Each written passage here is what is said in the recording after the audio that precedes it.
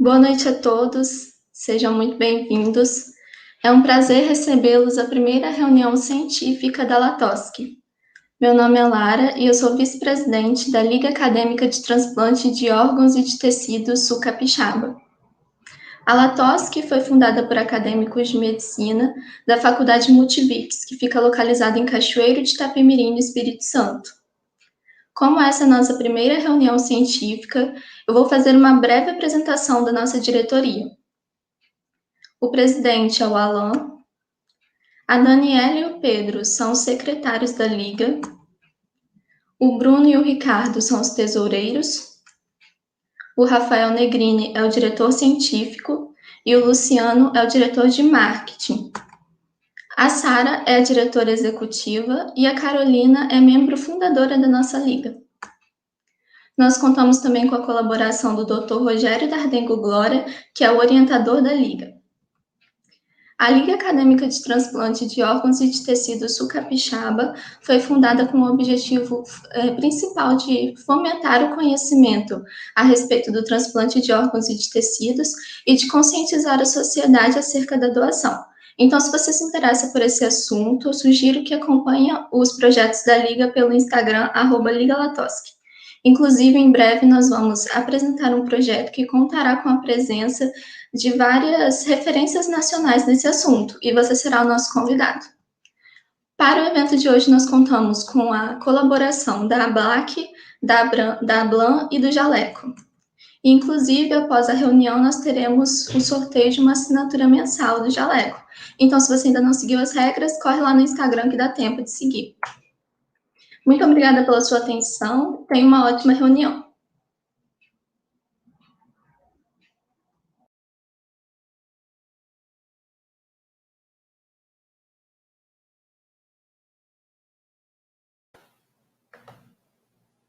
Boa noite a todos. Como a Lara já bem nos apresentou, meu nome é Alan, eu estou aí presidente da LATOSC nessa nossa gestão. É um prazer para a gente hoje trazer um tema tão importante, que é a legislação em transplantes. Alguns avisos aí para a nossa reunião. Primeiramente, o nosso credenciamento vai ser feito de forma automática e leva em consideração o tempo de permanência dos inscritos aqui na transmissão. A princípio, também agradecer o apoio da Associação Brasileira de Ligas Acadêmicas de Medicina e também o apoio da Associação Brasileira das Ligas Acadêmicas de Cirurgia, que também vão chancelar os nossos certificados emitidos dessa reunião. Agradecer também a parceria com o Jaleco, que forneceu aí um plano mensal para o nosso sorteio. Uma breve apresentação é que o Jaleco é uma plataforma para alunos de medicina, contém aulas, questões, simulados e alguns outros cursos também extracurriculares, como finanças médicas, inglês e telemedicina. Na Multivix, a gente conta com uma representante do Jaleco, que é a Camille Petri. Ela tem o Instagram, que é o @jaleco.multivix, e lá vocês podem buscar mais informações, caso vocês queiram assinar, e etc. Lembrar também das regras do nosso sorteio, que estão lá no Instagram, que é curtir o post do Instagram, seguir o Instagram da Liga LATOSC, o jaleco.multivix, e também seguir o @jalecoacadêmicos.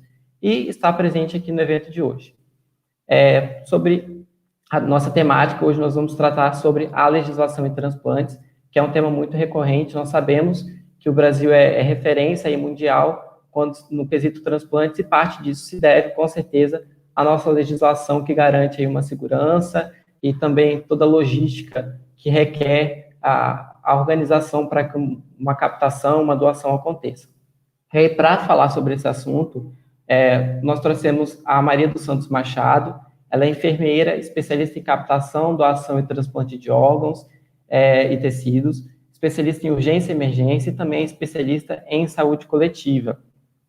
Atualmente, a Maria, ela é coordenadora da Central Estadual de Transplantes aqui do Espírito Santo.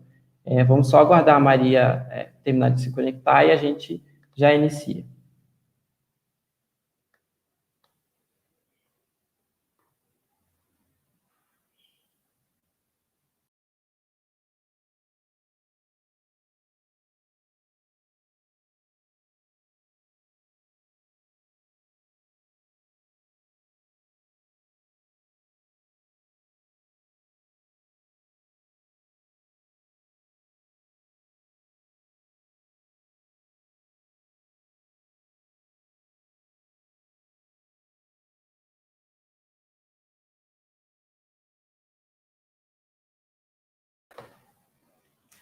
Maria, é um prazer para ter você aqui com a gente hoje. A gente já está te vendo agora. Muito boa noite, fique à vontade para começar. Sinta-se à vontade.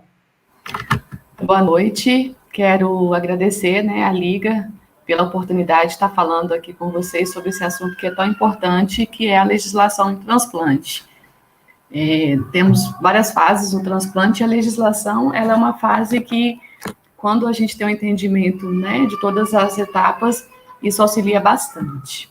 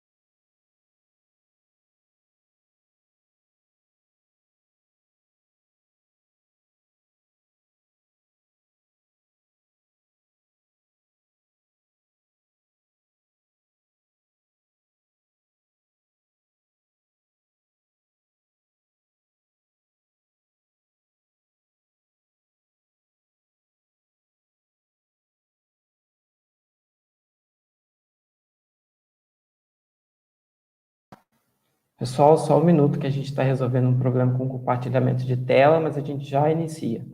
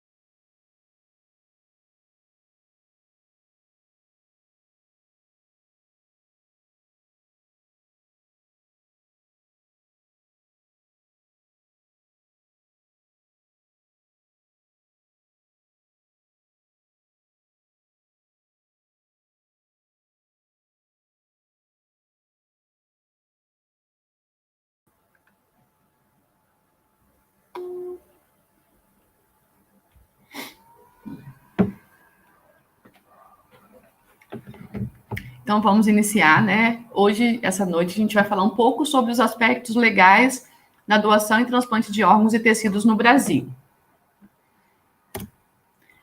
O Brasil, ele possui um sistema público de transplante, o maior sistema público de transplantes do mundo, né?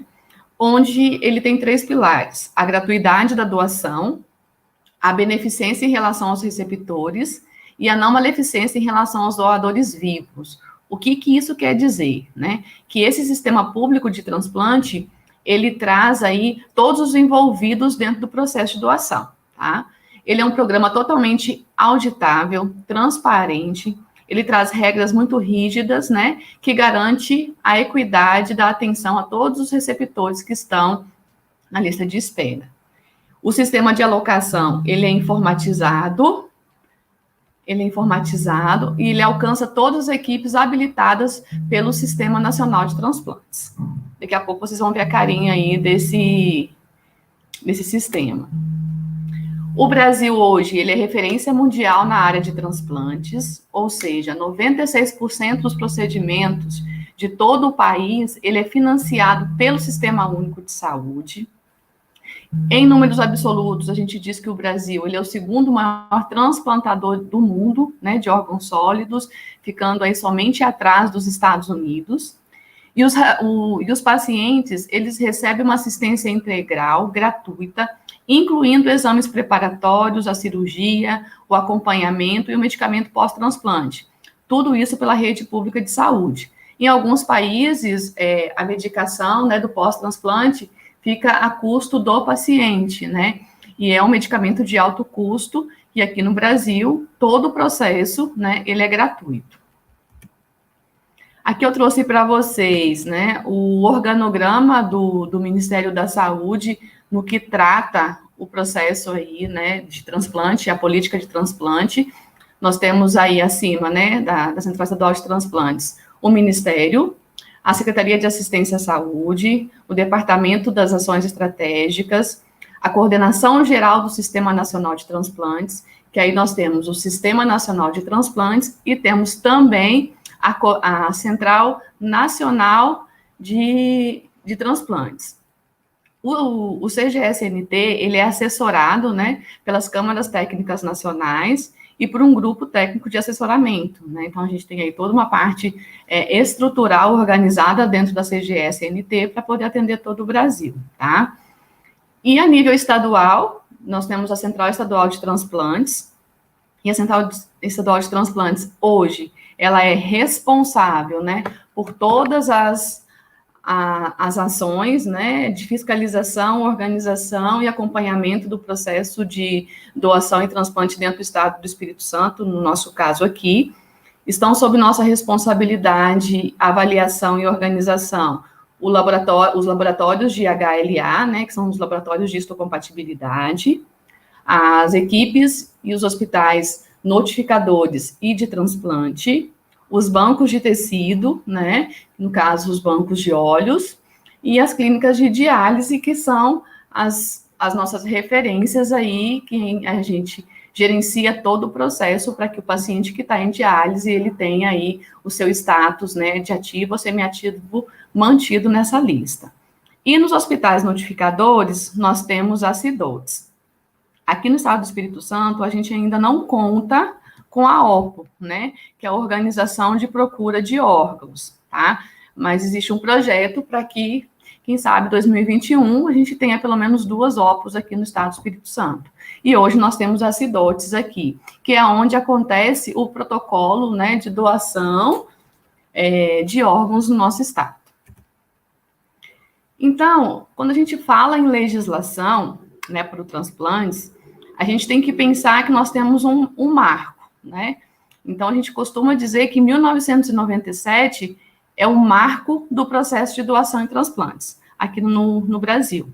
Por quê? Em 1968, nós tivemos a primeira lei, né, que trazia aí algumas organizações de como era para realizar o transplante. Ainda não era a nível nacional, era a nível estadual, né, a nível organizacional. E, geralmente, esses transplantes, eles aconteciam mais, né, nas instituições de ensino, né? Nós tivemos aí, em 68, um grande marco, que foi o primeiro transplante de coração no Brasil, né, que foi poucos meses após o primeiro transplante de coração mundial. E aí, nós tivemos aqui no Brasil, né, o primeiro transplante de coração foi no Hospital das Clínicas. E o que quer dizer isso, Maria? Né? O que quer dizer esse monte de lei, esse monte de números e de orientações para a gente, enquanto acadêmico, enquanto cidadão, né? Então, quando a gente para pensar que de 68 até 88, né, com a Constituição, nós tivemos aí um período em que nem todos tinham acesso ao processo de doação e transplante, né? Então, a gente tinha alguns lugares que tinha, né, a abertura, o fechamento do protocolo, mas o processo em si, ele não estava determinado, né, de uma forma nacional. Em 97, né, nós temos, com a criação da Lei 94/34, essa lei, ela normatiza, né, o setor de transplante e organiza o Sistema Nacional de Transplantes. E começa aí o papel das centrais estaduais de transplantes. Ou seja, começa a existir um órgão, né, a nível federal, que é responsável por todo o processo a nível, né, nacional. Isso é muito importante porque, a partir dessa lei, a 94/34, todas as diretrizes, né, de retirada de órgãos para transplantes, de tecidos, tudo isso está muito bem definido. E é em 97 também aí que a gente vai começar a pensar naquela famosa discussão, né, a primeira vez que começa a discussão da doação presumida, né? Então, em 97, com a criação da Lei 94/34, todos éramos doadores, exceto aquelas pessoas que em vida, né, manifestavam o desejo de não ser doador. Então, quando eu não era doador em vida, eu ia até, né, os órgãos responsáveis e pedia para poder escrever na minha carteira de habilitação ou na minha identidade que eu não era doador de órgãos, tá? E aí, depois de 97, a gente tem um outro grande marco na legislação, que vocês vão ver daqui a pouco comigo, que é uma alteração, né, no decreto, uma alteração na portaria, que traz, mais uma vez, mais equacidade, mais integralidade, né, mais legitimidade em todo o processo de doação que a gente tem hoje no nosso país, tá? Então, aí, em 94/34, é quando a gente tem a doação presumida, como eu acabei de falar para vocês. Essa lei, né, ela vigorou até 2001. O que aconteceu nessa época? A gente teve uma queda muito grande, né, no número de doadores, e observou-se que existia aí uma falta de orientação quanto ao processo de doação, né? E as pessoas começaram, todo mundo aí, a colocar na sua identidade que não era doador, né? Houve aí um equívoco quanto à necessidade de ser doador e quando ser doador. Então, em 2001, nós tivemos aí, né, a retirada, né, da doação presumida, e a gente passa a ter a doação consentida, né, onde a família é quem vai decidir no momento da morte, né, do diagnóstico de morte cefálica, do processo de doação ou não, tá? Tivemos aí outros grandes marcos, né, para a legislação do transplante, que é a Portaria 2005, 752, onde ela cria as comissões intra-hospitalares de doação de órgãos e tecidos. Por quê? Eu já tinha um hospital, já tinha uma lei nacional, né, que trazia para mim aí todas as minhas diretrizes, e eu precisava organizar dentro do meu hospital quem seriam as pessoas que iriam começar a batalhar, né, a cuidar desse paciente, a orientar essa equipe. Então, em 2005, a gente tem a primeira portaria, né, interministerial, trazendo aí a necessidade das CIDOTs. Aqui no nosso estado, a gente tem um grande marco também, em 2006, que foi criada uma portaria estadual, que obriga, né, todos os estabelecimentos de saúde aqui do estado a notificarem a central de transplante os óbitos por parada cardiorrespiratória, né, em tempo hábil, porque a gente tem até 6 horas para poder entrevistar a família e fazer a captação dessa córnea. Então, aqui no estado, a gente tem uma portaria que solicita, né, que todos os hospitais realizem aí essa notificação. Em 2009, para poder melhorar um pouco mais o nosso cenário aí, deixar ainda, né, a legislação mais transparente ainda, a gente tem a portaria a 2.600, que aí ela classifica, além da CIDOTS, ela traz outras obrigações, tanto a nível estadual quanto a nível federal, e para as equipes de transplantes também. E em 2017, né, é o grande marco que eu falei lá para vocês, é quando a gente tem aí uma alteração da portaria, do decreto e da resolução do Conselho Federal de Medicina. Então, a portaria 2.600, ela vem para poder subsidiar, né, a portaria de consolidação número 4, e lá nessa portaria, é uma bíblia que a gente chama do transplante, traz todas as informações que vocês precisam, todo o processo de alocação, todo o processo de credenciamento de equipe, todo o processo de inserção do paciente na lista, todo o processo de organização a nível de hospital notificador. Então, tudo que vocês tiverem interesse de saber sobre o processo, né, de doação e transplantes, vocês vão encontrar na portaria de consolidação, tá? E aí tivemos também o decreto 9175, né, que revogou o 2268, que é lá de 97, junto com a lei 9434, onde, mais uma vez, ele traz aí grandes alterações, né, na legislação, onde ele determina, mais uma vez, a obrigatoriedade de todo o hospital diante da suspeita de morte encefálica, né, que esse hospital ele tem que avisar imediatamente a central de transplantes, né, da suspeita dessa morte, para que a central de transplante possa conduzir o protocolo junto com esse hospital.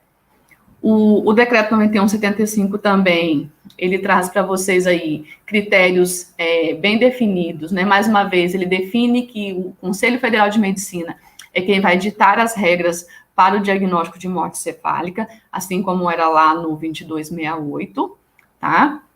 E também ele traz para a gente a necessidade, mais uma vez, de mantermos, né, a identidade tanto do doador quanto do receptor no processo de doação.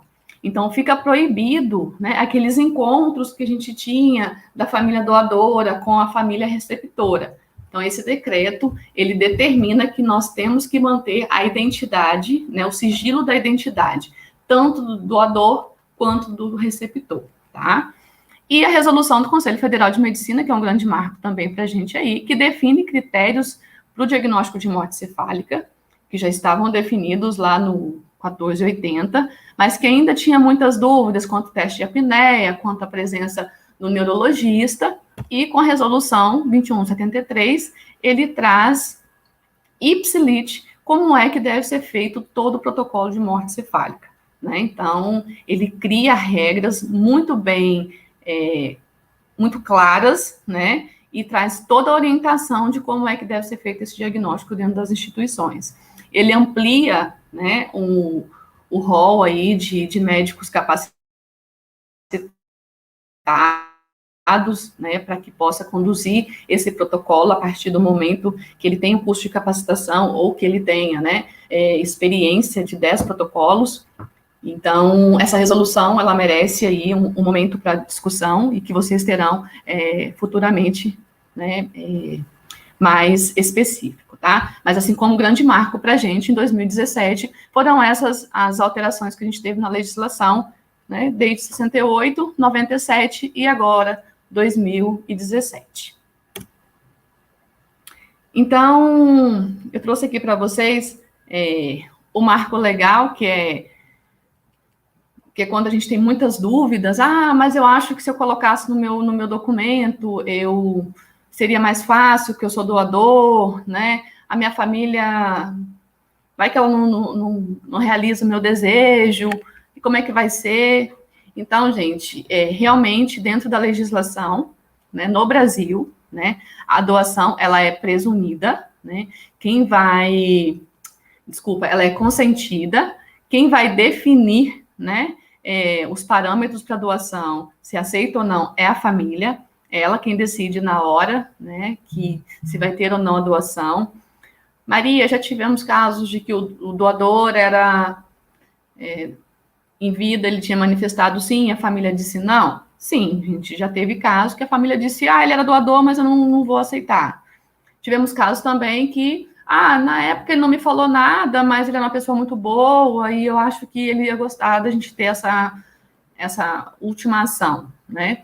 Então, mais uma vez, a gente traz aí a necessidade de discutirmos sua legislação, né? Que a família é que é responsável por esse doador, e a importância que é a família, nesse momento de dor, dizer sim ou não para a doação, tá? E para ser um doador de órgãos, né, simplesmente avise os seus familiares. Não é necessário, gente, deixar por escrito. Não adianta ir lá no cartório aqui no Brasil e firmar, né, um documento, registrar, eu sou doador e vai ter que atender a minha vontade. Infelizmente, no Brasil não funciona assim, tá? Aqui, quem vai decidir, quem vai assinar é a família. Vocês vão ver daqui a pouco quem são as pessoas que vão assinar. Então, por isso, é muito importante entender o processo, né? Explicar para os nossos familiares que todo processo de doação e transplante, ele é regido por leis, decretos, portarias, né? Que ele é auditável, que o Ministério Público, ele está conosco o tempo todo, né? Não existe nenhuma forma de ter fraude, ele é muito rígido, tá? E a gente precisa que os nossos familiares entendam isso. A partir do momento que a gente tem um diagnóstico de morte encefálica, a família ela tem duas alternativas. Ou ela diz sim para a doação, ou ela vai, né, dar continuidade aí para os proclâmites funerários, para que isso possa acontecer da melhor maneira possível, né? Então, a gente entrega o corpo realmente para a família a partir do momento que ela diz não para a doação. E aí, gente, eu trago a reflexão para vocês, quando a gente fala de legislação, é uma coisa muito dura, né? Até para a gente poder respirar um pouquinho aí agora, da gente parar e pensar, né? Eu trouxe para vocês aí, bem resumido, um pouco, né, da legislação, é bem vasta, tem muitas minúcias dentro de tudo isso que eu trouxe para vocês, mas já é um norte, né, para vocês poderem estudar melhor o assunto. Quantas vidas cabem em um sim? Porque a partir do momento que eu tenho todo o processo desenhado dentro da minha mente, que eu entendo como é que isso tudo funciona, dizer sim para a doação se torna muito fácil. E a partir do momento que eu falo sim, eu posso salvar até 8 vidas, né? E eu digo que a gente salva mais do que 8, né? Porque quando a gente tem aí uma doação de um paciente que a gente consegue o maior número possível de órgãos viáveis, não só aqueles pacientes que vão receber o órgão, mas também aquele paciente que está lá na urgência e emergência aguardando por um leito, né? Ele vai subir para o leito da UTI. Aqueles pacientes que estão aguardando lá para poder entrar na fila de hemodiálise, serão 2 saindo e mais 2 entrando. Então, assim, a conta, ela é muito maior. A gente consegue mobilizar muitas pessoas e ajudar muitas pessoas no momento que a gente diz sim para a doação. Então, o que é, né, a doação, né? A doação de órgãos, ela é um ato nobre e que ela pode salvar vidas, né? É um gesto altruísta, é um gesto de amor, tá? Que não pode ter nenhum tipo de barganha nesse momento, né? Não existe barganha no momento da doação, tá?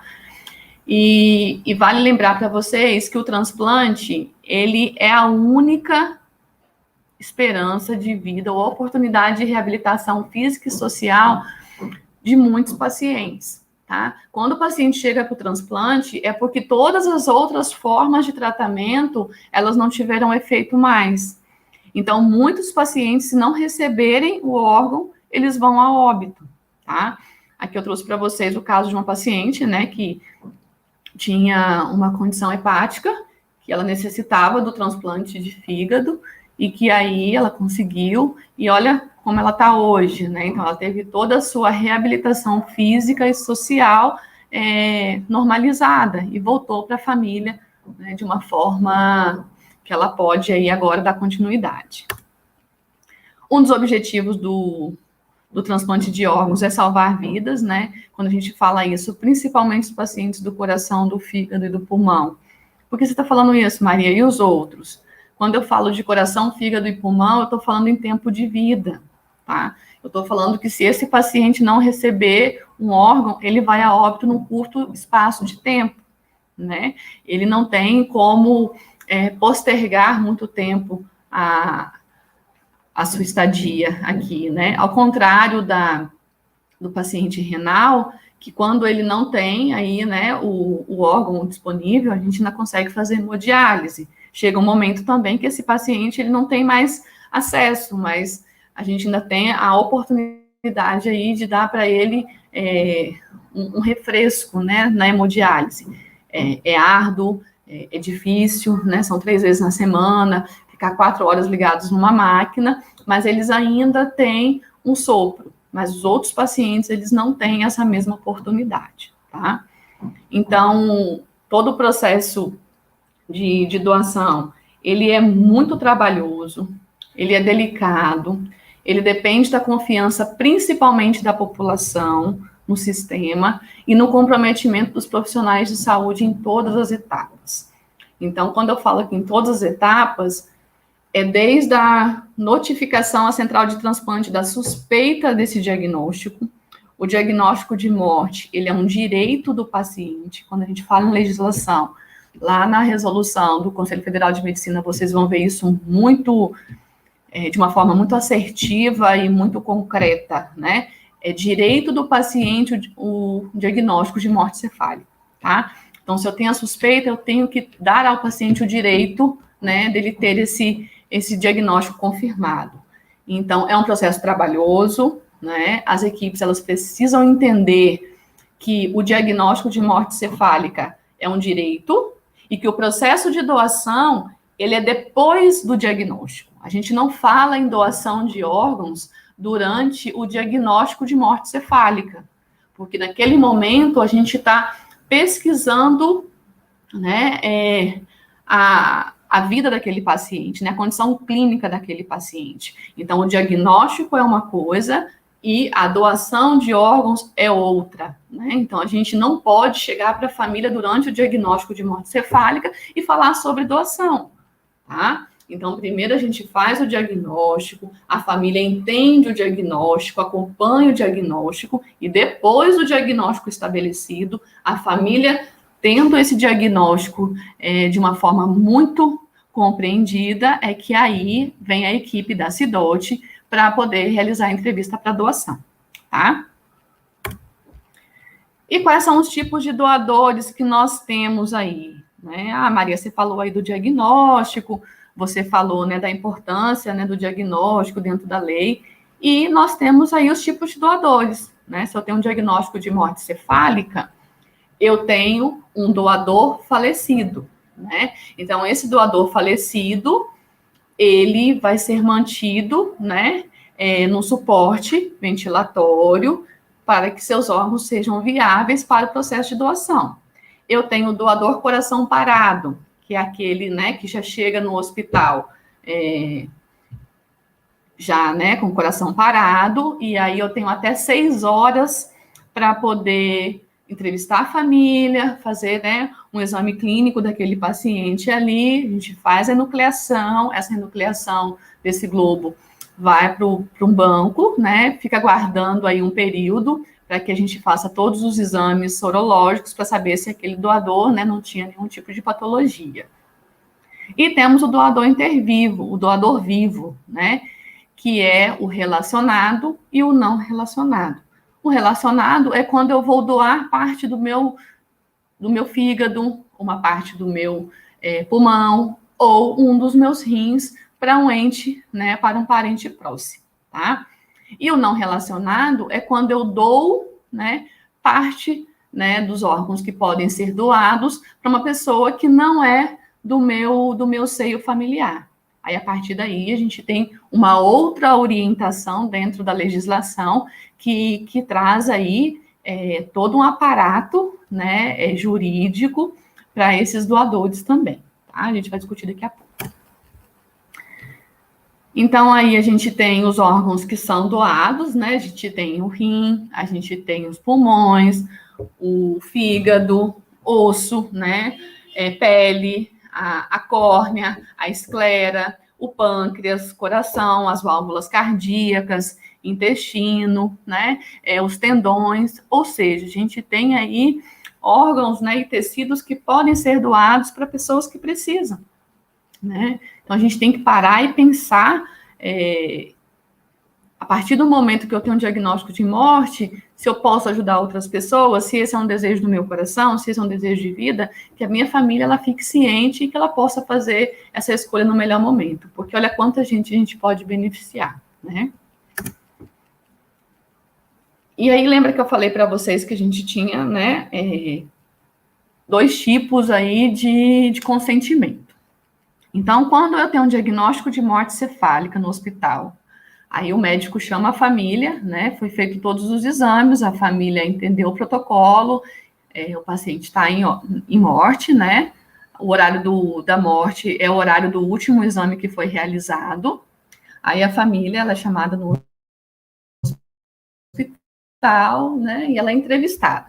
E quem são esses familiares que vão ao hospital para poder receber o diagnóstico e poder autorizar essa doação?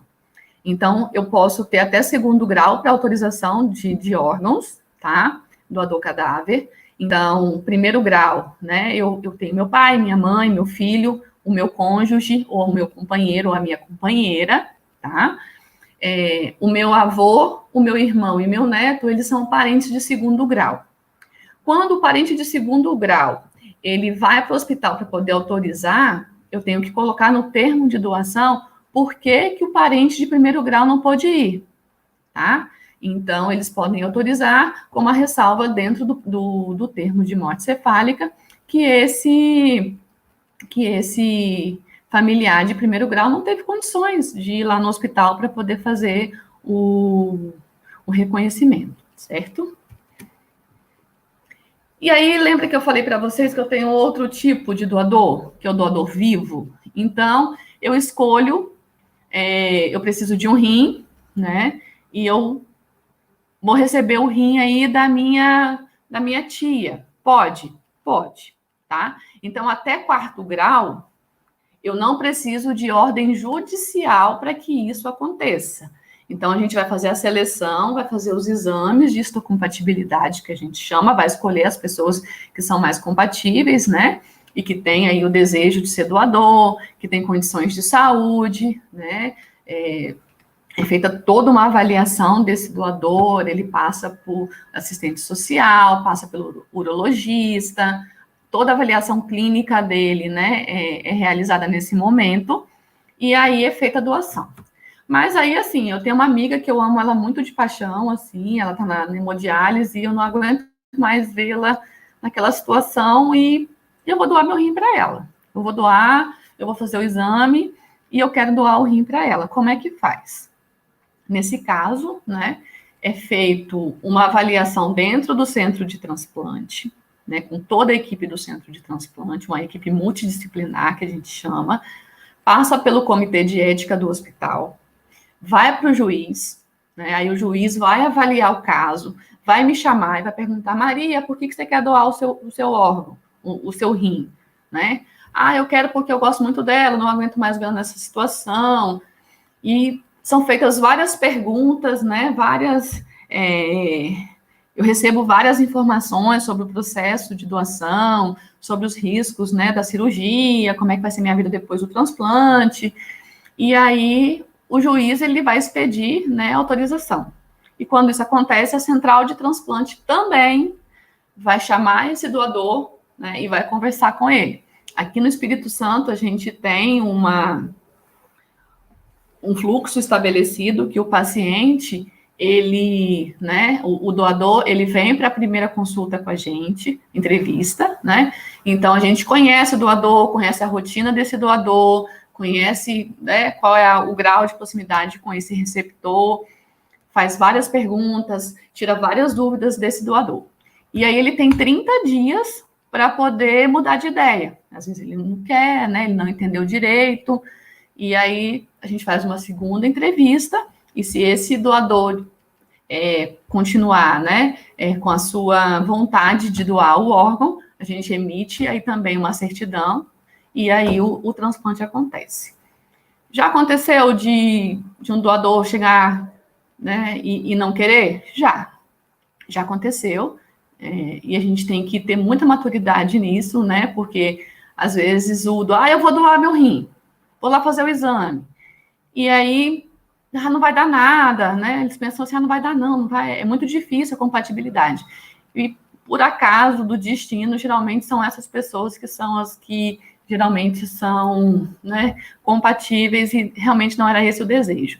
Então, enquanto gestão, enquanto equipe de transplante, a gente tem que resguardar esse doador, né? Então, a gente chama a equipe de transplante e fala, olha, ele não quer mais doar, a gente precisa, né, anunciar para o receptor que vai ser impossível da gente fazer essa doação, e aí a gente faz isso de uma maneira que não cause nenhum tipo de constrangimento nem para o doador e nem para o receptor, tá? Então, tudo isso é dentro da legislação, né? A gente segue critérios muito rigorosos para que a gente não cause nenhuma maleficência no doador vivo, tá? Então, aí, para falar um pouquinho da Central Estadual de Transplantes do Estado do Espírito Santo, né? Ela foi reativada em 98, ela fica dentro do Hospital da Polícia Militar. Quem quiser visitar a gente, será um prazer tomar um café conosco, depois da pandemia, né? Funcionamos em regime de plantão 24 horas, onde tem um coordenador enfermeiro, que sou eu, um responsável médico técnico, né, que é a doutora Priscila Baquete. Ela é responsável aí pela parte médica, né, das câmaras técnicas, das avaliações junto às equipes de transplante. Tenho 2 técnicos de enfermagem que hoje são responsáveis pela distribuição das córneas e também de credenciamento sob a minha supervisão. Eu tenho um médico administrativo que faz toda a parte de gerenciamento da lista, né, desses pacientes aí, e também autoriza as APACs e as BPAIs que chegam para a gente, né, que são procedimentos que a gente tem que autorizar. 2 auxiliares administrativos, temos 8 motoristas, temos 2 vans, né, que são veículos de emergência, que levam toda a equipe de transplante da central para qualquer hospital aqui dentro do estado do Espírito Santo. E os órgãos e tecidos aqui no estado, né, eles só podem ser transportados em veículo da Central Estadual de Transplantes, tá? Então, não posso pegar um coração e colocar no porta-malas do meu carro, né? Então, toda a logística de transporte desses órgãos segue a legislação e é feita por esses 2 veículos que a gente tem 24 horas também, tá? E a nossa função, né, enquanto Central de Transplante, aí, é organizar, coordenar, regular as atividades de doação e transplante, a alocação, a logística, de todo esse processo, né, que é muito grande, gente, é muito grande mesmo, assim. A gente ficaria aqui a noite toda falando desse processo. Aqui, gente, eu trouxe para vocês alguns pontos que eu considero muito importantes dentro do Decreto 9175. Alguns eu já falei para vocês durante a minha apresentação, mas o artigo 8, ele traz aí as responsabilidades da Central Estadual de Transplantes, que é organizar, coordenar, regular toda a atividade de transplante no nosso âmbito de atuação, gerenciar todo o cadastro técnico, né, desses receptores em lista, receber as notificações de morte que enseja a retirada de órgãos e tecidos. Então, nós somos os fiscais do processo.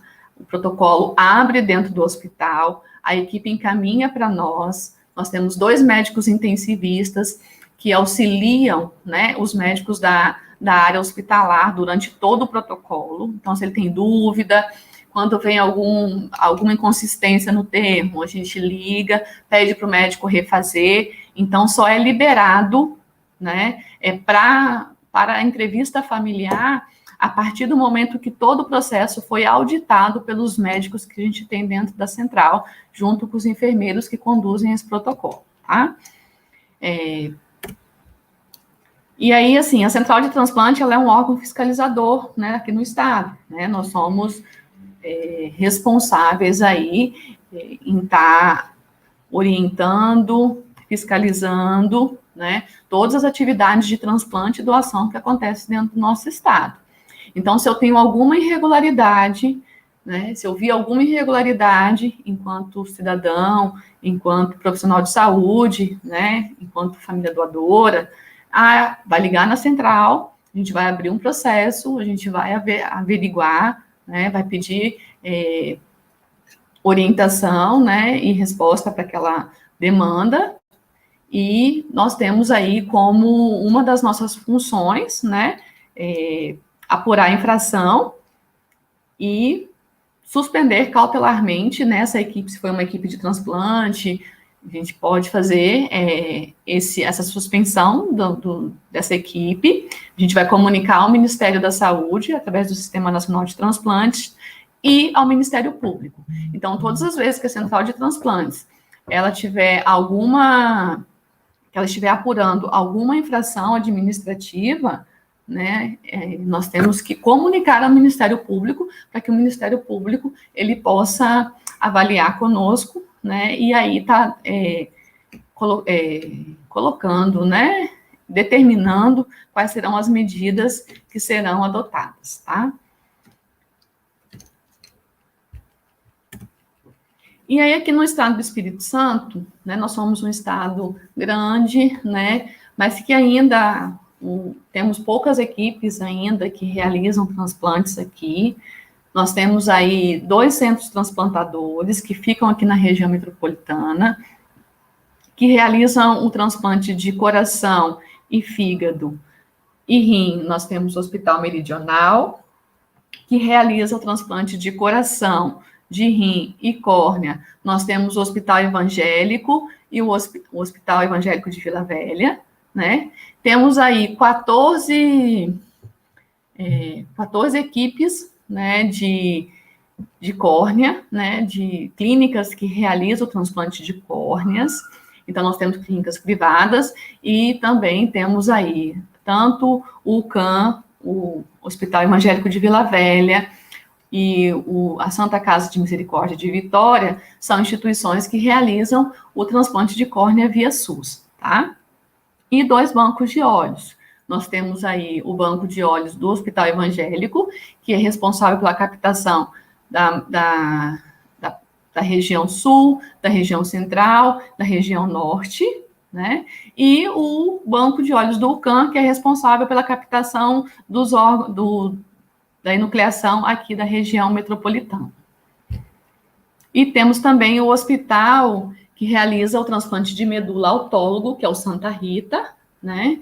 Ele realiza aí o transplante autólogo e agora também, desde o ano passado, está realizando o transplante aparentado. Então, o Estado do Espírito Santo, ele, né, diante, né, de todas as dificuldades que a gente encontra, né, a gente tem, sim, um sistema de transplante muito bem consolidado aqui, onde a grande maioria dos transplantes a gente realiza aqui no nosso estado, de uma forma segura, de uma forma ética, com equipes extremamente capacitadas, cirurgiões que têm um comprometimento muito grande com todo o processo, né, de transplantação aqui no nosso estado. E aí, lembra que eu falei para vocês que lá na legislação a gente tinha aí as CIDOTs, né? Então, essas comissões intra-hospitalares de doação de órgãos e tecidos, ela está dividida em 34 hospitais aqui no nosso estado. Então, eu tenho a CIDOT tipo 1. O que significa isso, Maria? São CIDOTs que têm até 200 óbitos no ano, tá? Eu tenho a CIDOT tipo 2, que são hospitais que têm de 200 a 1.000 óbitos, né, até 1.000 óbitos durante o ano, e a CIDOT tipo 3, acima de 1.000 óbitos no ano, e que também seja um hospital transplantador, tá? Então, a CIDOT tipo 2, aí a gente tem 14 hospitais, né, que são aí os grandes responsáveis pelo diagnóstico, né, pela condução do protocolo dentro das suas instituições, tá? Então, vale lembrar para vocês que dentro desses hospitais é onde acontece a notificação dos potenciais doadores, onde eu tenho o diagnóstico de morte cefálica, onde eu tenho a manutenção desse potencial doador, né, a entrevista familiar e que a notificação, né, da abertura do protocolo de morte cefálica, ela é obrigatória, tá bom? E aí, gente, assim, para tudo isso acontecer, né, para toda a política de transplante, para que toda a legislação ela seja desenvolvida dentro do Estado, a gente precisa de uma rede que nos ampare, tá? Então, nós temos como quem impulsiona, né, essa engrenagem, o hospital notificador, que é onde vai acontecer o diagnóstico. A partir do momento que eu tenho um diagnóstico, que eu tenho o sim da família, que eu tenho a doação, eu preciso fazer os exames sorológicos desse paciente, né? Então, aí o LACEN faz toda a parte do exame sorológico e hoje também o exame para COVID, né? Eu tenho um laboratório de imunogenética, que ele vai me dizer quem são os pacientes compatíveis. Tem o serviço de verificação de óbito, que nos auxilia aí na liberação do corpo, quando a gente tem, né, alguma dificuldade na liberação do corpo após o óbito. Temos o DML também, né, que a maioria dos nossos óbitos são por morte externa, por causa externa, né, então, quando o corpo chega no DML, a gente tem uma boa aceitação do pessoal do DML, e eles nos auxiliam tanto na liberação do corpo, quanto também para a gente poder, junto com a Polícia Civil, fazer aí a verificação, né, da identidade de alguns pacientes que às vezes a gente tem dificuldade. A parte de logística, aqui no estado, a gente conta com a Notaer, que nos ajuda muito, né, quando tem coração, que o tempo de isquemia é curto, a Polícia Militar, a Polícia Rodoviária Federal, a FAB, né, o Governo Nacional, o Sistema Nacional de Transplantes, ele tem um termo de parceria com as empresas aéreas. Então, todos os nossos órgãos que não são utilizados nos estados, eles têm prioridade, né, nos nossos voos, aqui no Brasil, e as equipes também que vêm de fora têm passagem, né, para eles vêm no primeiro voo que tiver aí, para que eles possam estar fazendo a captação aqui em qualquer estado. E temos a FAB, né, a FAB a gente utiliza geralmente para captação de coração, de pulmão, que tem um tempo de isquemia muito curto, e fígado também, que às vezes a gente precisa de uma logística de voo, por exemplo, lá na região norte, que é um pouco mais complicado, e aí a gente tem essa parceria aí com todos esses atores dentro do cenário. Os centros de transplantes, como eu apresentei lá em cima para vocês, e a Central Estadual de Transplantes, que é quem, né, faz toda a parte de organização de todo esse processo. Então, vocês observam que é muita coisa, né, assim. E a nível de curiosidade, eu trouxe para vocês, né, isso está dentro da lei, né, o tempo de isquemia fria de cada órgão. Coração, a gente tem 4 horas a partir do momento que a gente clampeia a aorta, né, pulmão de 4 a 6 horas, fígado 12 horas, pâncreas 20, intestino de 6 a 8, o rim depende do líquido de preservação que a equipe vai usar, eu tenho 24 horas, que é o que a gente utiliza mais, que é o Eurocólis, e 36 horas. E córnea, 14 dias, né, a partir do momento da enucleação.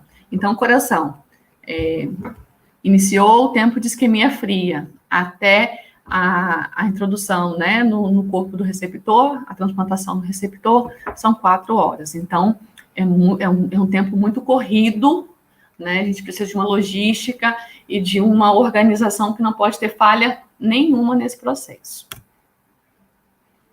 E já estou quase finalizando aqui. Vocês devem estar se perguntando, né, que trouxe um pouquinho de cada coisa para vocês poderem depois estudar a fundo cada um desses temas que eu trouxe aqui. Quem é que recebe esses órgãos, Maria?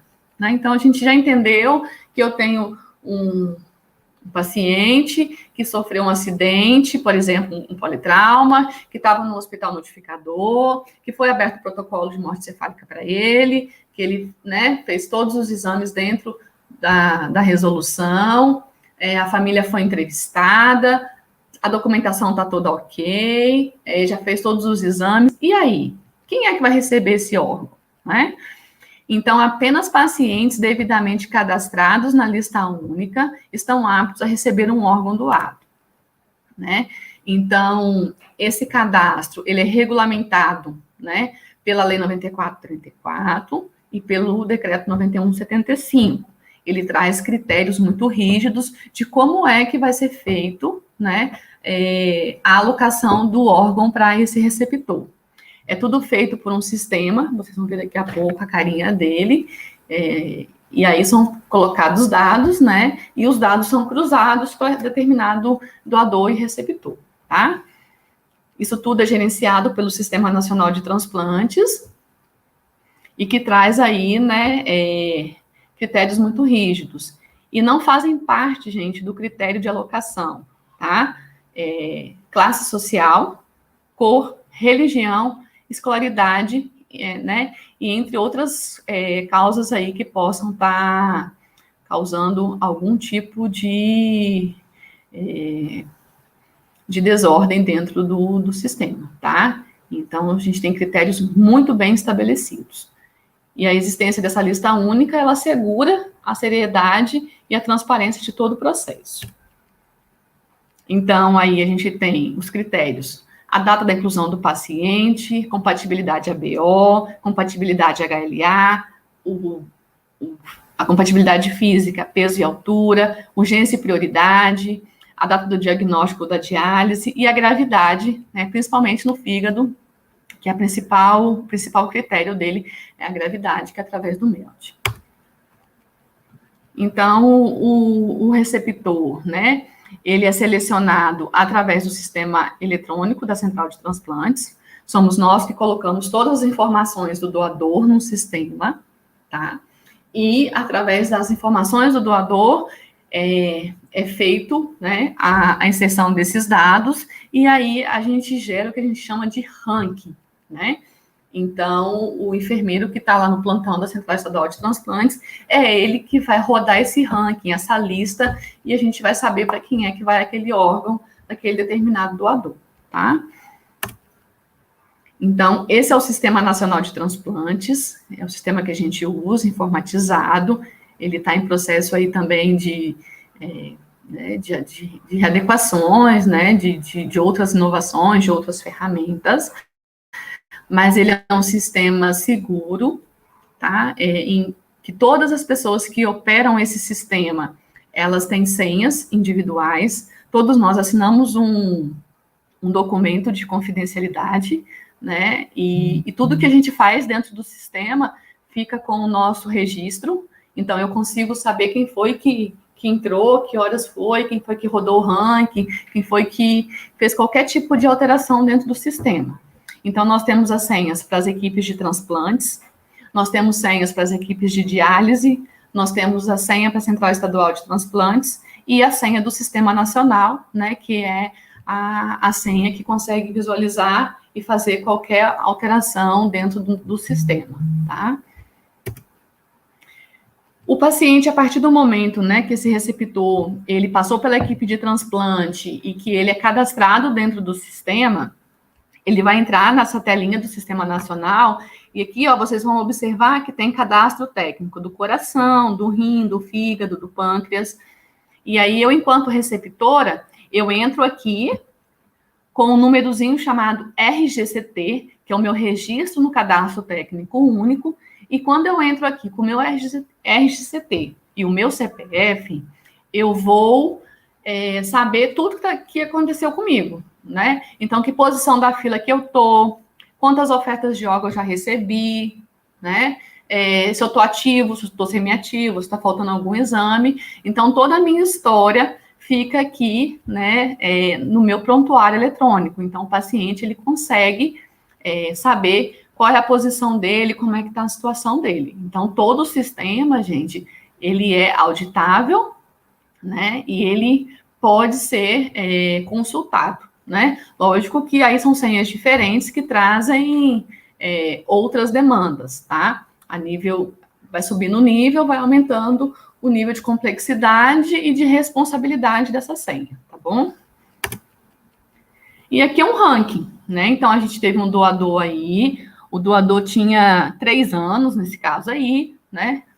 60 anos, 85 quilos, 1,70 m, grupo ABO, né? O grupo ABO dele é o O. E aí a gente tinha todos esses pacientes aí, eram 2 listas, aí 2 rankings.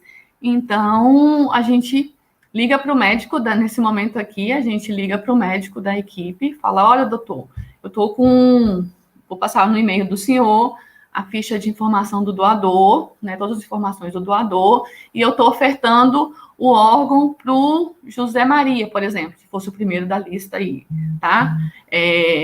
Aí o senhor, aí ele tem 1 hora para poder decidir se ele aceita ou não um órgão para aquele paciente.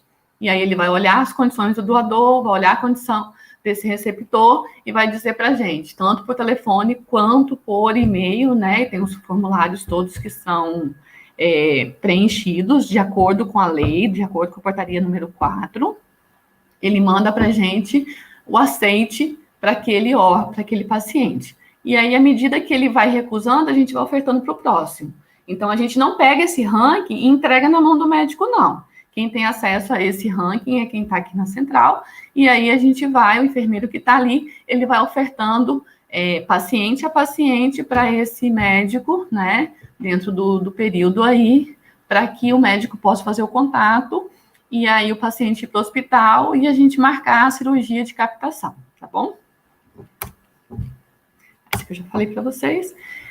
E aí, finalizando um pouquinho de estatística, né, porque estatística faz bem para todo mundo. A meta anual de doadores aí que a gente precisa atingir, né, a meta nacional, ela em 2020 era de 21,8 doadores por milhão de população. A gente a última vez que conseguiu aí bater a meta, né, manter a meta foi em 2015, e de lá para cá todos os estados têm feito seu dever de casa, têm feito seu trabalho, mas é muito difícil bater essa meta, tá? E vocês vão ver por que daqui a pouco. Então, nós temos muitos aspectos positivos dentro da política de transplantes do nosso país, né? É um sistema consolidado, regulado, né? Totalmente auditável, totalmente equânime, tá? Que preza, né, por todos os valores éticos, né, da população. Tem um apoio do setor público aos programas, né, e a gente tem lutado aí por uma melhoria progressiva nos resultados dos transplantes, né, então, a gente tem estados que tem um número maior de equipes, porque a gente tem um número maior de doadores, porque a gente tem um outro cenário, né, a gente pode observar aí Santa Catarina, Curitiba, Rio Grande do Sul, Ceará, né, Pernambuco, Rio de Janeiro também que está despontando, Distrito Federal, então Minas Gerais também que está vindo aí agora, São Paulo, né, que são os estados aí que têm um grande potencial na transplantação. E dificuldade a nível nacional, que a gente observa. Crescimento recente e insuficiente nas doações, né, a gente observa que ainda temos poucos doadores, o elevado índice de recusa familiar a nível nacional a gente está em 30% de recusa. As disparidades entre os estados, quando a gente pega um estado da região norte e pega o estado da região sudeste, sul, é totalmente diferente, né? A disparidade é muito grande. As limitações financeiras de alguns programas, é um programa muito caro, o transplante ele é um programa muito caro, onde ele é financiado pelo Ministério da Saúde, né, mas que precisa de contrapartida estadual, precisa de apoio, e é um sistema muito caro, né, então a gente ainda tem limitações financeiras, mas que mesmo diante das dificuldades, o transplante ele tem fluído muito bem, tanto que nós somos o segundo, né, a nível mundial aí, né, ficamos abaixo dos Estados Unidos. E o baixo índice de notificação de morte cefálica, né, as equipes médicas ainda não compreenderam a necessidade da notificação da morte cefálica, né? Então, não é, mas notifica, né? Notifica que a gente vai ajudar na condução desse protocolo. Se for morte cefálica, a família tem o direito de ter o diagnóstico. Se não for morte cefálica, a família, esse paciente, ele vai ter uma outra condição clínica dentro da parte hospitalar, e aí ele vai ter uma outra condição de saúde, tá? Então, só para vocês verem aí o panorama de 2019, foi um ano bom para o transplante a nível nacional. O Espírito Santo teve 218 notificações, né? Somos o 13º estado, 54,9% de notificações por milhão de população. A gente conseguiu, em 2019, aí ter um número ainda ruim de notificação, mas a gente estava melhorando bastante. E aí, essas notificações, elas vão ter os doadores efetivos, que são aqueles doadores que a família foi entrevistada, ela disse sim, e a gente teve órgãos captados. Então, em 2019, a gente teve 45 pacientes, né, 45 doadores, desculpa, e fechamos aí com potencial, né, de 11,3% por milhão de população.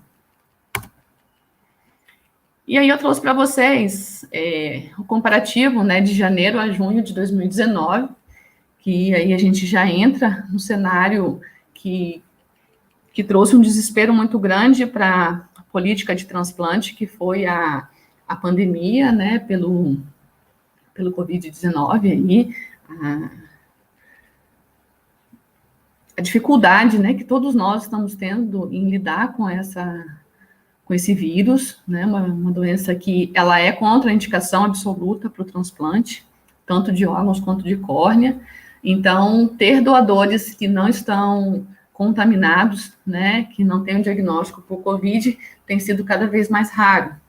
E aí a gente tem feito uma luta realmente para que, né, o diagnóstico aconteça, a notificação aconteça, o diagnóstico aconteça, e que esse paciente que está na UTI, ele fique menos exposto possível, tá? Então, no Brasil, a gente observou que teve, né, em momentos diferentes de picos dentro do nosso país, mas mesmo assim a gente observou uma queda muito grande, tanto do número de doadores, quanto de notificações e quanto de transplantes. Então, esse ano, né, nós tivemos somente 19 doadores efetivos aqui no estado. Ano passado a gente teve 21, né? Então, isso mostra o impacto que teve o Covid aqui no nosso estado.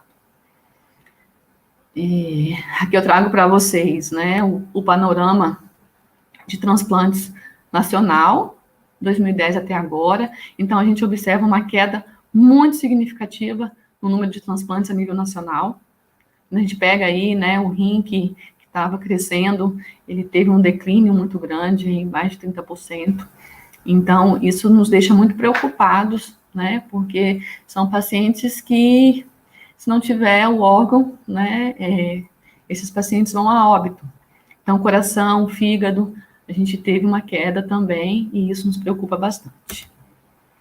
E o nosso estado, né, que a gente tem aí feito capacitações, né, tentado entender o nosso panorama, entender as nossas dificuldades. A nossa meta a gente só conseguiu bater em 2015, como foi a meta nacional, foi o ano que todo mundo conseguiu bater a meta a nível nacional, a nível estadual, e de lá para cá a gente tem observado que a gente não tem conseguido atingir essa meta. Hoje, o Espírito Santo, para a gente poder bater a meta, a gente teria que ter 80 doadores efetivos. Né? Então, está longe da gente conseguir bater essa meta, tá? Ano passado a gente ficou com 11,3 doadores efetivos. E aí eu trago para vocês o nosso retrato, né, a nível estadual, onde nós tivemos, em 2019, 141 notificações e 130 esse ano.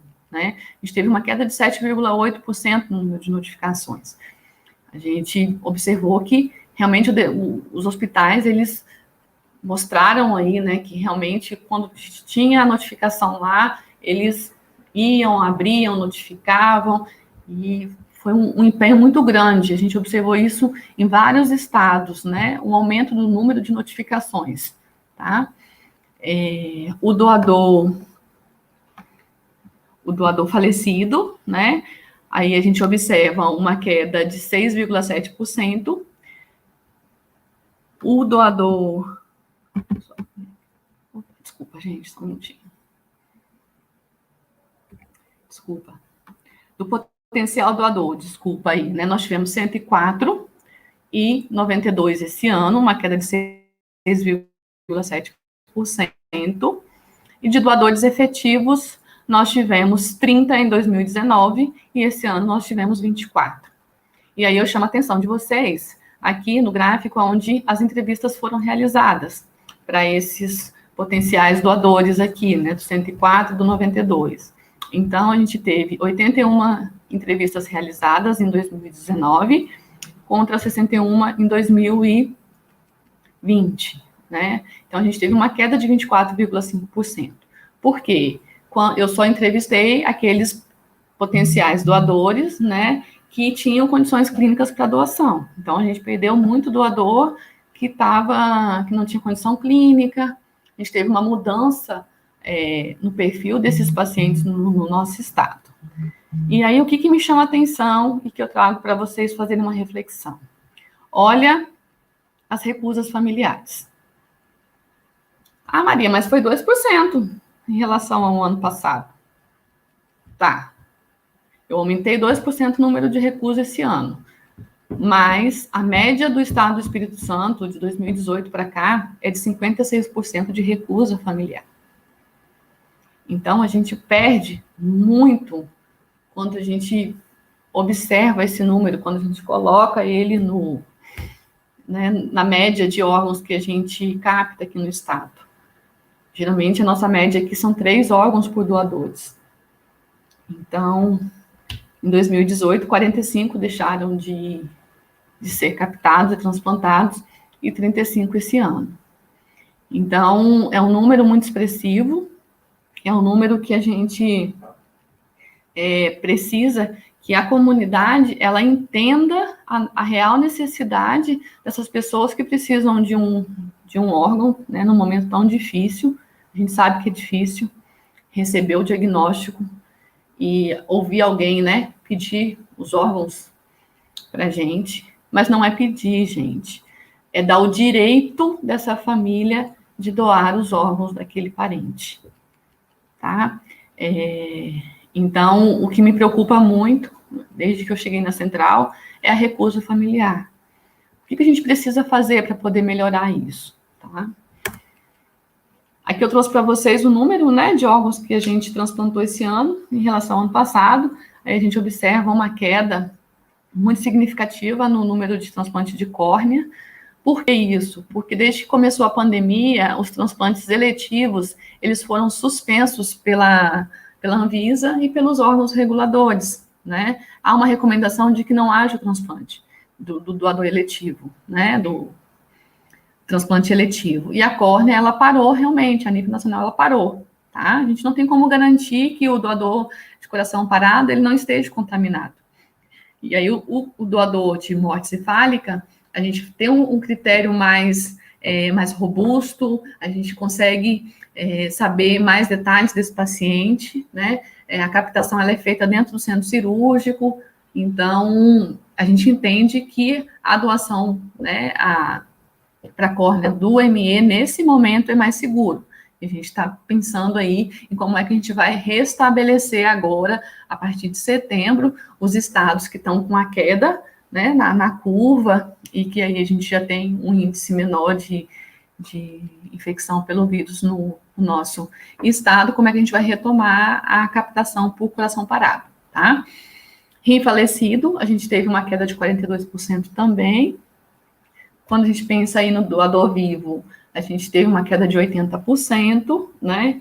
Fígado, a gente teve uma queda pequena, né? Coração também. E medula óssea também teve uma queda bem expressiva aí do número de transplantes. Quando a gente tem um protocolo aqui no estado, que a gente gera o ranking e que a gente não tem um paciente compatível com aquele órgão aqui dentro do estado, a gente oferta esse órgão a nível nacional. Então, esse órgão, ele vai para outro estado. Então, esse ano a gente teve nós recebemos 3 fígados de outro estado, 1 rim e 8 córneas.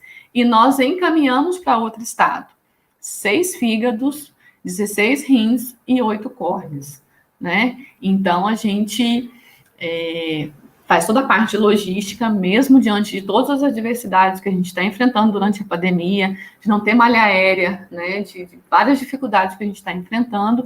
Mesmo assim, quando a gente tem um doador aqui, que ele não é compatível com o nosso receptor, a gente encaminha esse órgão para outro estado e lá ele beneficia outra pessoa, né, que também está aguardando essa nova chance.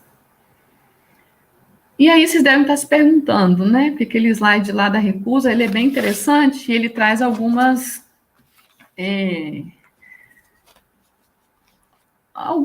dúvidas para a gente, né?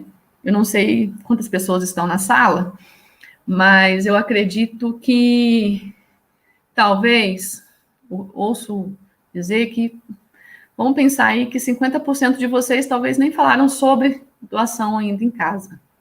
Né? A gente não fala sobre isso, a gente tem medo de falar sobre a morte, a gente tem medo de dizer para nossa família algumas coisas, e sempre que a gente fala de morte, a gente bate na madeira, não quer falar sobre isso, mas é nesse momento que a gente está vivo, que a gente goza de sanidade mental, que a gente tem toda uma condição, né, de externar o nosso desejo, que a gente deve dizer para nossa família se nós somos ou não doadores de órgãos, tá? Entre as principais causas de recusa aqui no nosso estado, o que a gente observou? Dúvidas com relação ao diagnóstico de morte cefálica. A família, ela tem dúvida, ela acha que o paciente vai acordar, que o ente dela vai acordar. O diagnóstico de morte cefálica, ele é diagnóstico de morte, ele não é diagnóstico de coma. O coma, o paciente acorda ou fica em estado vegetativo, mas ele tem reflexos, ele não tem diagnóstico de morte, tá? O paciente em diagnóstico de morte cefálica, ele está morto, tá? Então, a família, muitas vezes, ela tem medo, e aí ela diz não, porque ela acha que ele vai acordar lá na hora do velório, tá? Então, a gente já conversou com algumas famílias depois, né? Eu tinha dúvida ainda, eu achava que lá no velório ele ia acordar, e que se você tirasse os órgãos, ele não ia, né, não ia ter essa chance. Então, a gente precisa entender o diagnóstico de morte, conversar com as pessoas, ensinar para as pessoas, falar para elas que é mito, que nós não vamos ser encontrados em banheiras com, né, com o hipocôndrio aqui, com o flanco dilacerado, sem um rim, que a gente não vai ser dopado e levado para um motel e vai ser retirado nossos órgãos. Gente, nada disso acontece, isso é mito, isso é lenda urbana.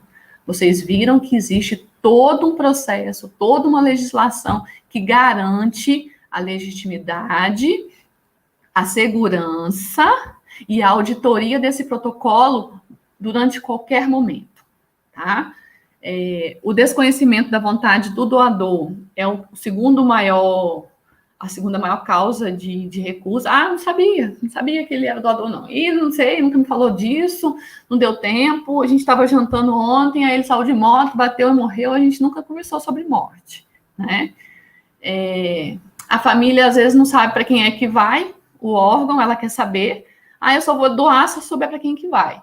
Então, a gente agradece, né, porque a gente tem uma lei que ela ampara tanto o doador quanto o receptor, né, de saber aí, a gente não pode casar, você doa e eu vou, depois eu te falo quem foi, né, então a gente tem que assegurar que a identidade, tanto da família doadora, quanto da família receptora, ela seja resguardada, tá, gente?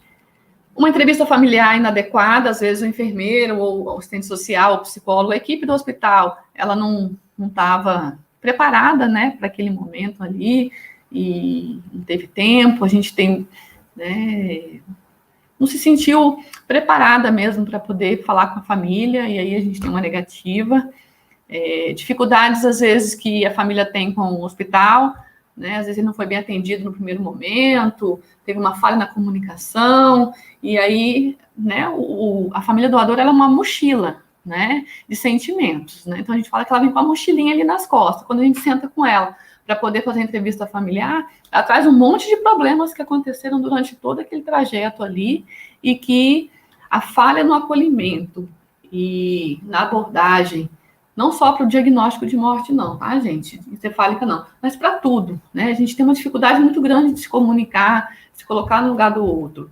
Então, a família, às vezes, chega e fala, eu fui maltratada pelo porteiro, agora vocês me deixam entrar aqui dentro, antes eu não podia ver meu ente, agora eu posso ver. Então, assim, tem várias dificuldades que a gente observa e que, se a gente não consegue conduzir de uma forma muito assertiva, de amparar e de acolher aquela família, naquele momento ela vai dizer não, porque o não para ela naquele momento é a forma que ela tem de se sentir melhor, tá? Motivação religiosa e mitos, né? Algumas famílias ainda diz que a questão religiosa, ela não vou doar porque eu sou de uma religião aí que não permite. Hoje, nenhuma religião que eu conheça, já estudei todas elas, assim, para saber, né? É uma pergunta que todo mundo faz para a gente. Todas elas são a favor da doação, porque quando a gente fala de doação, a gente está falando de amor, a gente está falando de gratidão, a gente está falando da máxima, né? Que é ajudar outra pessoa, né? Então, até o Testemunha de Jeová, ele doa e ele recebe órgão, porque o órgão que vai ser transplantado e que é retirado não vai com nenhum resquício de sangue, é líquido de preservação. Então, aquele órgão não tem sangue dentro dele, tá? Então, tanto o Testemunho de Jeová, que recebe órgãos doados e também pode fazer a doação, a gente garante que o sangue do doador, né, ele vai ser preservado, né, e não vai ser transfundido em outro paciente, tá? E o desejo do sepultamento do corpo íntegro. Essa causa, ela vem deixando a gente um pouco, né, assim, pensativa, né? A família, não, eu quero enterrar meu parente com tudo dentro, né? E aí a gente pergunta, você acha que é porque vai ficar com um buraco no olho, né? Aí a gente explica para a família que não, né? O globo ocular, ele é recomposto com uma prótese, a cirurgia é feita, né? É uma incisão, né, que vai aqui do externo até a cicatriz umbilical, né, e que depois vai ser suturado. Quando a gente tem a doação de pele, é feita de uma forma que no sepultamento não vai aparecer, tá? Então, a gente entrega o corpo condignamente para a família, tá? Isso está dentro da lei. Nós temos uma lei que fala como que a gente tem que entregar o corpo para a família. Se a gente entregar diferente daquilo, a gente vai responder, né, diante daquela legislação, tá? E aí, para finalizar, né, que vocês já estão cansados de me ouvir falar, hoje, né, a nível nacional, aí, nós temos 46 mil pessoas aguardando por um órgão a nível nacional, né? Aqui no estado, nós temos aí 951 pessoas aguardando por um rim, 28 por um fígado, 4 por um coração, 301 por uma córnea, um total hoje aí de 1.160 pessoas esperando, né, ansiosamente para que, se acontecer desse momento tão doloroso para algumas famílias, que nesse momento de dor, essa família ela possa se consternar e dizer sim para a doação e a gente ter aí a oportunidade de salvar essas vidas. Temos grandes desafios ainda para serem transpostos, né? No transplante, a gente ainda observa os vazios assistenciais, a mortalidade em lista, que vai ser grande agora, informação qualificada, né, do doador para as equipes do transplante. Às vezes o doador não traz informações que a equipe precisa, né? Então, quanto mais informações nós temos desse doador, a gente faz um questionário social, a gente levanta a vida desse doador para que a equipe do transplante ela possa se sentir segura para poder aceitar esses órgãos que são ofertados para ela, tá? Quando a gente fala da doação, o nosso grande desafio ainda é fazer com que o diagnóstico, né, ele aconteça o mais precocemente possível dentro do hospital, dentro da, né, de todo o rol de responsabilidades que existe, a autorização da família, quando tem a notificação dentro do hospital, diagnóstico dentro do hospital, e a manutenção ainda, né, desse potencial doador, porque a partir do momento que a família fala assim, é uma corrida contra o tempo, porque a qualquer momento também esses órgãos eles podem sucumbir, né, e pararem, né. A organização da rede de saúde, a gente tem discutido muito isso, né, porque tem toda uma parte de gestão por trás de tudo isso, onde a gente precisa ter serviços de urgência devidamente preparados, as CIDOTs e as OPOS, né, os médicos intensivistas, dentro, né, das UTIs, e conduzindo esses diagnósticos lá dentro da unidade crítica, a regulação em saúde, né, o direito aí do acesso a esse receptor à fila. Então, temos muitos desafios que a gente tem, né, tentado buscar alternativas, e a gente sabe que precisa melhorar muito ainda, e que a gente está aqui para poder fazer com que a coisa aconteça, tá? O transporte aéreo, na questão da logística, o nosso desafio ainda, transporte aéreo, né, mesmo que a gente tenha a facilidade, né, de ter esses termos de cooperação junto com as empresas, mesmo tendo a FAB, a gente sabe que ainda é muito complexo, né, a gente tem disparidades estaduais muito grandes, então a gente tem tentado melhorar cada dia que passa mais o nosso transporte aéreo, o terrestre, né, e o acondicionamento desses órgãos para que eles cheguem o mais rápido possível no seu destino. Aqui no estado do Espírito Santo, o ano passado, um dos nossos grandes desafios, e que eu acreditava que era um dos nossos nós críticos, era a capacitação em massa de todos os nossos médicos no diagnóstico de morte cefálica, porque, se vocês observarem, em 2017, a gente teve um impacto muito grande na legislação. A gente teve uma resolução do Conselho Federal de Medicina que veio de cima para baixo, não deu tempo de ajuste, né?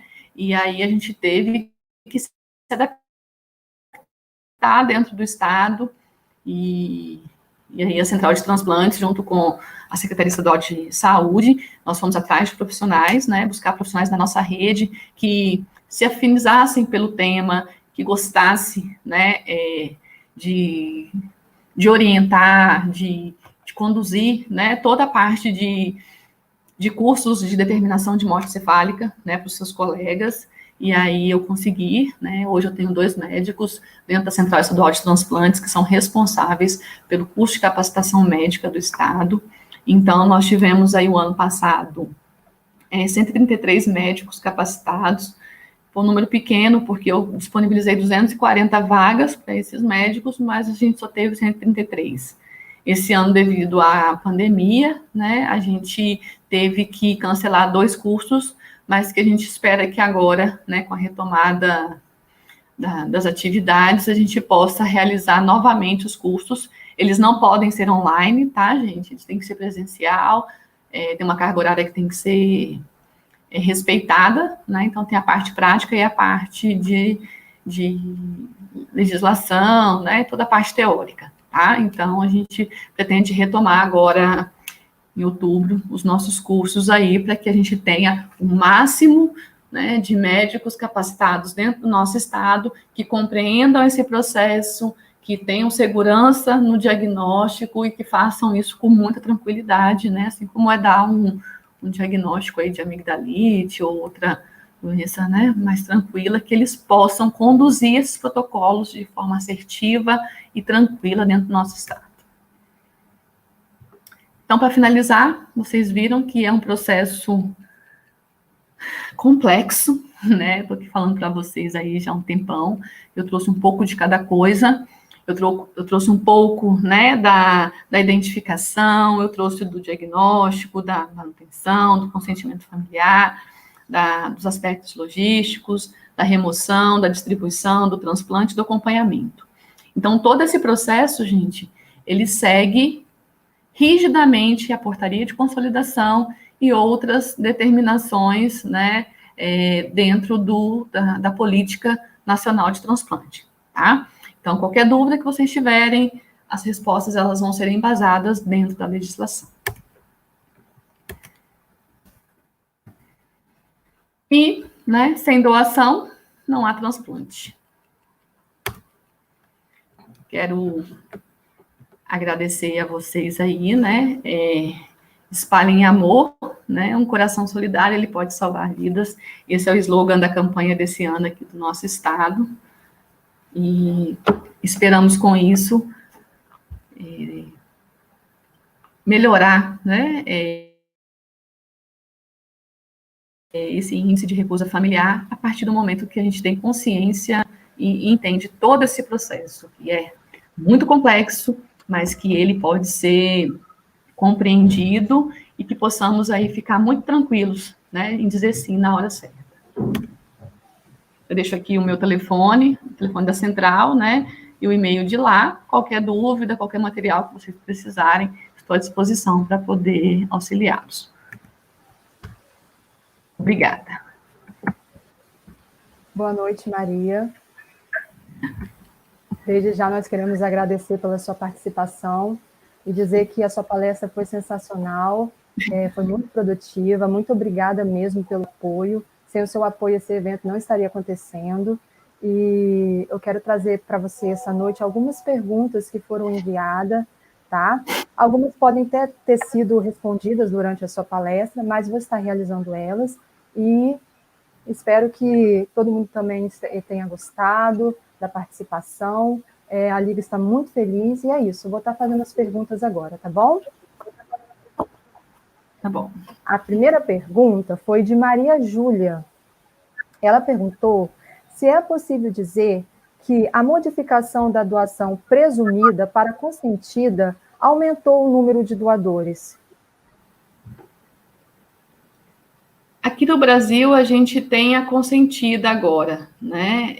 Na época da presumida, o estudo epidemiológico que foi feito na época foi uma queda muito significativa no número de doações. Então, a presumida, quando eu colocava, né, no meu documento que eu não era doadora, teve um impacto muito grande. A consentida é o que a gente está vivenciando hoje, a gente observa ainda que a gente está aí caminhando também com as mesmas dificuldades, porque a família, quando ela não aceita a doação, né, então a gente não consegue dar prosseguimento para o processo. Mas, assim, uma opinião muito pessoal, né, Maria, você acha que se voltasse a presumida, isso modificaria o cenário? Acho que não. Nós precisamos compreender muito bem tudo isso que a gente discutiu hoje aqui, né, que a gente trouxe essas minúcias aí, para poder a gente entender que a gente tem um processo e uma política que é segura, que é ética, né, e nós estamos acostumados a cair no descrédito, né, e assim, a política de transplante, gente, ela é muito segura, tá? Eu falo isso para vocês de uma forma muito tranquila. Sou servidora pública, né, de carreira, estou na central há 4 anos, e assim, vocês não imaginam o quanto que é ético, o quanto que é seguro, o quanto que é fiscalizado, o quanto que os órgãos estão em cima da gente, a Polícia Federal, o Ministério Público, né? Então, todos os órgãos fiscalizadores, eles estão conosco. Então, o que eu acredito é que não é nem ser doação presumida ou consentida. Eu acho que nós temos que entender o processo e, a partir desse momento, né, o consentimento familiar, ele vai acontecer e a gente vai melhorar os nossos índices. Ótimo, Maria. A próxima pergunta foi de Maria Cruz. Com a pandemia, as doações foram afetadas? Se sim, como? Muito afetadas, né? Porque com a pandemia, a gente observou aí, vamos pensar que nós tivemos 92 doadores elegíveis esse ano, durante a pandemia, né? E nós só tivemos 24 doadores efetivos. Então, aqui no estado, nós tivemos organizações muito rápidas, tá, aqui no estado. Então, assim, a gente teve os hospitais de referência para COVID, então mudou o perfil dos hospitais muito rápido, então a gente ainda conseguiu manter alguns processos acontecendo. Mas a gente teve, sim, doadores que estavam contaminados pelo COVID. E aí, esses doadores, infelizmente, eles não podiam, a família nem foi entrevistada, né, e a gente não teve aí a oportunidade de ter a transplantação. Então, o COVID, ele trouxe um impacto a nível nacional muito grande, e no Espírito Santo, muito grande também. Ok. A próxima pergunta foi de Gabriel Souza. O que fazer se o doador tiver dúvidas se quer ou pode realizar o transplante? No caso do doador vivo, ele deve estar falando, né? Nesse caso, a gente tira todas as dúvidas do doador. Tá? Então, assim, a gente faz uma entrevista com esse doador e a gente explica para ele todo o processo, né? É como se a gente fosse advogado do diabo, a gente brinca, assim, né? A gente meio que mostra para ele mais os contra do que o benefício que ele está fazendo ali. Então, a gente tira todas as dúvidas e dá a ele um tempo a mais para poder pensar, né? Então, ele não pode ter dúvidas quanto ao procedimento que ele vai passar. Então, se a mulher, se ela ainda não teve filhos, né? Se ela for um rim e ela tiver filhos, como é que vai ser? Né? Às vezes é um irmão que não quer doar. Então, tem toda uma situação assim que vocês nem imaginam, né? E que aí, nesse momento da entrevista, a gente avalia que aquele doador ele não tem condição psicológica de fazer aquela doação, né? E aí a gente inviabiliza a doação, sim. Tá? A gente inviabiliza e acabou, o processo acaba ali, mas esse receptor, ele continua na fila para o doador cadáver. Né? Então, assim, a gente não precisa expor o doador vivo, sendo que a gente tem aí uma recusa muito grande, a gente tem doadores aí que podem ter os seus órgãos captados se as famílias disserem sim, se a gente fizer aí um trabalho de conscientização e a gente melhorar esse índice aí. Joia. A outra foi de Maria Júlia Oliveira. Ela perguntou se existe alguma política de conscientização a respeito da importância da conversa familiar sobre o desejo de se tornar um doador.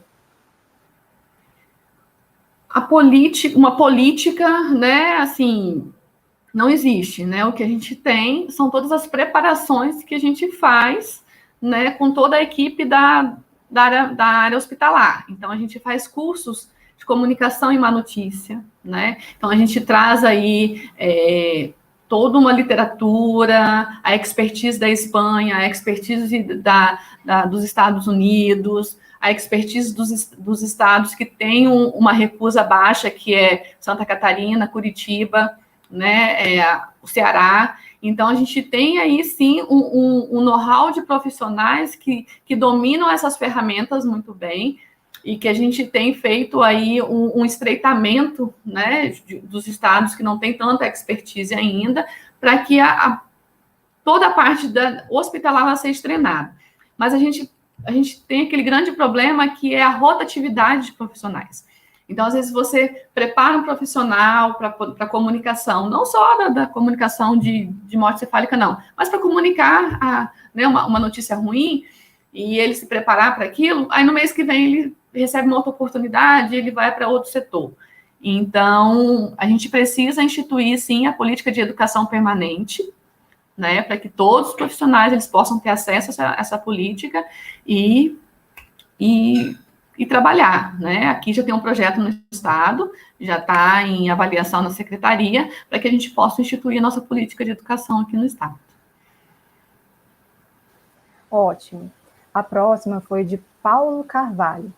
Ele perguntou o seguinte: com a fila pela gravidade da doença, em vez de pela ordem de entrada na fila, os pacientes que conseguem fazer o transplante já estão em fase bem adiantada da doença. E assim, a recuperação é mais crítica. Há algum estudo se os óbitos com os critérios da fila anterior por chegada e a fila atual por gravidade são maiores? Então, a única fila que a gente tem por gravidade é a do fígado, né? Que a gente faz o cálculo de BELD, né? e aí esses pacientes, eles recebem, né, pontuações, e que aí, né, eles vão receber o órgão. Mas, assim, a fila é um pouco mais complexa, tá? Então, a gente tem a priorização, tem a situação especial. A priorização é aquele paciente que vai, se ele não receber um órgão em 4 horas, por exemplo, o fígado, 4 horas, se ele não receber, ele vai a óbito, tá? Ele vai a óbito, não tem jeito. A situação especial são aqueles pacientes que têm algum tipo de câncer, que se eles não receberem o órgão, né, antes que seja desenvolvido determinada patologia, eles não podem entrar mais na fila.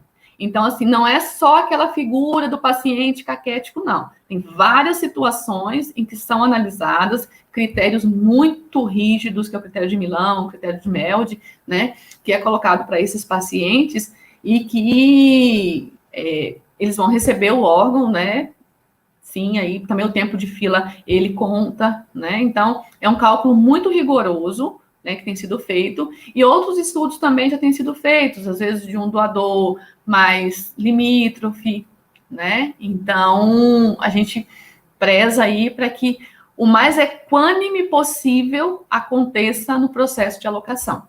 Então, são dados, é um sistema, né, então você põe e que cruzam as informações, não são pessoas que vão definir isso, não. Tá? Então, são critérios muito rígidos que são colocados ali no momento da avaliação da equipe médica. Entendi. A outra foi de Brenda Teixeira. Como que é definido um local para ter algum centro de doação, como de medula óssea ou de sangue? E como é possível trazer um centro de doação de medula óssea para a cidade? Então, a medula óssea, ela está ligada ao hemóis, né? E aí ela segue outros critérios, né? No caso, aqui no estado, o responsável é o hemóis daqui, né? Que você faz aí, no caso, ela deve estar perguntando como é que você faz o cadastro para ser um doador de medula, provavelmente é o que ela deve estar perguntando, né?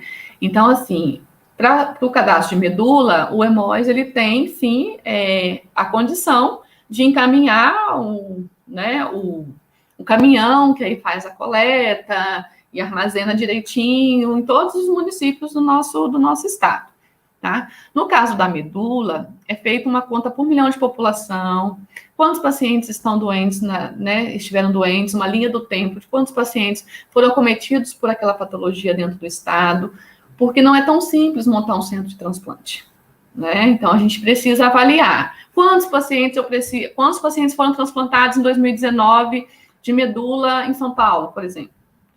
Foram transplantados 10 pacientes, porque é difícil você achar culpabilidade da medula, né? Então, não adianta a gente pulverizar vários centros de transplantes, dependendo da patologia, porque eles não vão sobreviver, né? Assim, economicamente, eles não vão sobreviver. E a gente também não vai ter a mão, né? Aquela expertise para poder fazer aquele tratamento. Então, hoje aqui no estado, para medula, a gente tem o Santa Rita, que faz o autólogo, né? Que é quando a gente prepara a medula do próprio paciente para ele poder receber novamente. E a partir do momento que ele tem um número de transplantes realizados dentro dessa instituição, é que ele recebe a habilitação para poder ir mudando, né, de categoria. Então, agora ele está indo para o aparentado, né? Então, a gente vai pesquisar dentro da família quem é que pode receber, quem é que pode doar medula, e aí a gente vai fazer o transplante aqui, tá? Mas o que vai definir o centro de transplante é a localidade, né? O número de pessoas que precisam realmente desse tratamento, e se o Estado ele tem condição de manter, né, o centro de transplantes aqui. Joia, Maria. A próxima foi de Geisiane Santos. O transplante é exclusivo do Sistema Único de Saúde? Todas as ações, a alocação do enxerto, a oferta do enxerto e a chegada do enxerto, ela é toda organizada pelo Sistema Único de Saúde, tá? Então, o que difere às vezes, é a hotelaria. Tá? Então, por exemplo, paciente que está no hospital privado, né? Então, a gente tem um hospital privado aqui no estado que faz o transplante, que é o Hospital Meridional, né? Ele é um hospital privado, mas que ele é credenciado junto à Secretaria Estadual de Saúde, junto ao Ministério, para poder realizar os transplantes. Então, o paciente do SUS vai para lá e paciente que tiver algum plano de saúde vai para lá também. Quando ele estiver fazendo o transplante, a IH dele, ela é do SUS. Então, ele vai ficar SUS, né? Ele não entra pelo centro pelo privado, não. O que às vezes pode beneficiar um ou outro, assim, precisou de um exame mais rápido, né? Então, o agendamento às vezes conseguiu mais rápido, tá? Então, é só isso daí que difere um pouco, mas os direitos são todos iguais, tanto para o privado quanto para o SUS, que a gente chama, né? E eles todos estão dentro da mesma enfermaria, eles vão receber o mesmo órgão, né? Então, o órgão que foi lá do hospital público, ele vem para esse paciente, lá na central a gente não sabe quem é a pessoa que vai receber, é um número, né? Então, a gente não tem acesso às pessoas, a gente não sabe se é plano de saúde, se não é, a gente não tem acesso a isso. Então, cabe a nós entregar o órgão para a equipe e a equipe transplantar para aquele paciente que a gente está dizendo que ele vai receber o órgão. Aí, se ele vai ter uma hotelaria melhor depois que, né, que passar todo o processo, aí essa é uma responsabilidade do hospital, não é mais a responsabilidade nossa. E o imunossupressor, ele é totalmente SUS, que ele é, né, é um medicamento de alto custo e que aí o paciente do privado, o paciente do SUS vai para a farmácia, né, lá vai com a guia direitinho do medicamento e vai pegar na farmácia. Não consegue comprar o medicamento em farmácia, né, em outras farmácias, não. Então, vai lá com a guia direitinho, a quantidade do imunossupressor que ele vai tomar, a mesma que a do SUS, é a mesma que a do privado e todo mundo vai pegar via SUS. Joia. A próxima foi de Carolina Lázaro. Quando se faz o teste de compatibilidade, já realiza nas 4 possíveis gerações. No caso, as permitidas sem ter que entrar na justiça. Ou aguarda o resultado da primeira e, caso negativo, passa a se fazer nas outras? Autorização judicial. Eu não entendi a autorização judicial aí. Repete, por favor. Quando se faz o teste de compatibilidade, já realiza nas 4 possíveis gerações, aí entre parênteses. No caso, as permitidas sem ter que entrar na justiça. Ou aguarda o resultado da primeira e, caso negativo, passa a se fazer nas outras? Então, a gente está falando de um recurso público, né?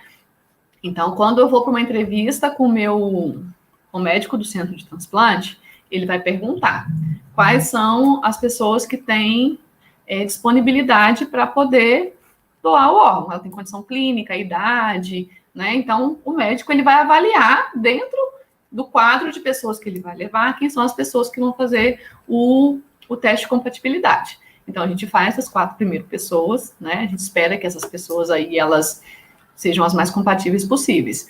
Não sendo compatível, aí a gente faz de outras pessoas. Então, a gente vai fazendo por etapas, porque é um recurso muito caro, né? E a gente precisa fazer isso com muita certeza, avaliar quem pode, quem não pode. Então, a gente vai fazendo os exames à medida que esses receptores, os doadores vão chegando para a equipe de transplante. Mas é muito bem organizada, que a gente não teve nenhum problema ainda, desde que eu estou na central, de ter que acionar a justiça para poder aumentar o número de exames realizados, não. A gente nunca teve problema com isso, não. Joia. A próxima foi de Letícia Souza. Caso a pessoa faleça por morte cerebral, como um indigente, a equipe médica pode decidir sobre a doação dos órgãos desse indivíduo? Nossa, que bom. Não. Tá? O paciente indigente, PNI, que a gente chama na rede hospitalar, ele tem direito ao diagnóstico. Então, ele vai, né? Abre, fecha o protocolo. Acho que a gente já teve, desde que eu estou na coordenação, 3 casos desse tipo. Então, o hospital abre o protocolo, fecha o protocolo, tem toda uma tentativa de achar um familiar, não achou. comunica, né, para o juiz, e aí o corpo vai para o DML, fica lá na hotelaria do DML, e após, eu acho que 6 meses, aí é feito o sepultamento do corpo. Então, quando eu não tenho a identificação do doador, eu não posso fazer a retirada de nenhum órgão. Outra coisa importante, quando a gente fala de identificação. Então, quem vai autorizar a doação tem que comprovar, né, por documento, que eu sou a filha da Dona Maria, tá? Então, meu nome tem que ser igual a Dona Maria. Se eu sou casada, tem que ter a certidão de casamento, ou aquele contrato, né, hoje, de união estável. Então, não pode ter nenhum erro no documento que identifica tanto o doador quanto o autorizador. Então, a gente, às vezes, tem que ir para o juiz, né, pedir para o juiz avaliar os documentos, porque às vezes é um dá, um do que deu errado, às vezes é um nome que veio que não está completo, que não está legível, mas a gente tem que ter a documentação, porque o processo, gente, ele fica na central, armazenado ali por 20 anos, tá? Então, 5 primeiros anos, eles ficam ali comigo, então fica uma cópia comigo, uma cópia no hospital, e a qualquer momento a família ela pode pedir, né, via judicial, a avaliação do protocolo de morte cefálica, tá? E de doação de córnea também, então, tudo tem que ser muito transparente. Então, às vezes, a gente chega na hora da identificação, é a hora que a gente às vezes, tem mais problema, tá? Porque aí a gente não acha o filho... eu sou filho. Eu sou filho, mas não fui registrado por ela. Então, tem várias dificuldades nesse processo aí, que precisa ser muito bem avaliado, e quando a gente não tem resposta, a gente vai atrás do juiz para ele poder ajudar a gente a resolver né, algumas pendências. Mas o PNI é direito do diagnóstico, fez o diagnóstico, não encontrou a família, não sabe quem é, vai para o DML, fica lá o corpo até o momento, né, que aí eles vão sepultar lá no DML. Perfeito, Maria. As perguntas findam por aqui. Eu agradeço pela sua atenção, tá? E retorno a minha palavra para o nosso presidente Aló.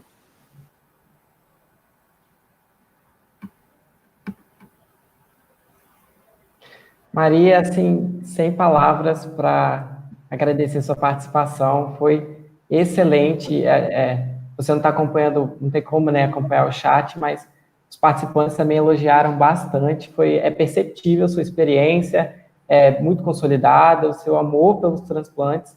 E é isso que a gente precisa, de profissionais como você, que conhecem o processo, que conhecem as dificuldades, exatamente para a gente poder articular ações que possibilitem que mais transplantes aconteçam, que mais vidas sejam salvas com ações simples e toda essa organização.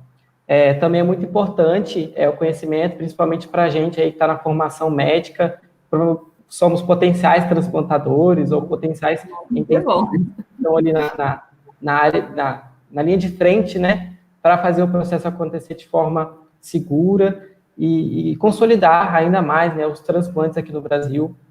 E, assim, agradecimentos com palavras, foi muito enriquecedor. Obrigado, tá? Eu que agradeço a oportunidade, né, para mim é sempre um prazer falar sobre a doação, eu amo de paixão, né, todo o processo, eu acredito no processo, eu luto pelo processo, e nós lutamos para que tudo aconteça da forma mais clara, mais objetiva, mais equânime, né? Então, a gente preza aí por todos, né? Desde o doador, equipe de transplante, os nossos profissionais. Então, a gente preza muito para que nada de errado aconteça nesse processo, para que a gente jamais, né, tenha qualquer dúvida sobre o quão importante é o nosso trabalho e o quanto que a nossa formação, o nosso desempenho, ele pode ajudar outras pessoas. Eu não conheço quem são os receptores que recebem os órgãos aqui no estado, né? Às vezes, setembro, a gente às vezes tem um ou outro que vem, mas assim, é angustiante quando a gente vê um índice tão alto de recusa,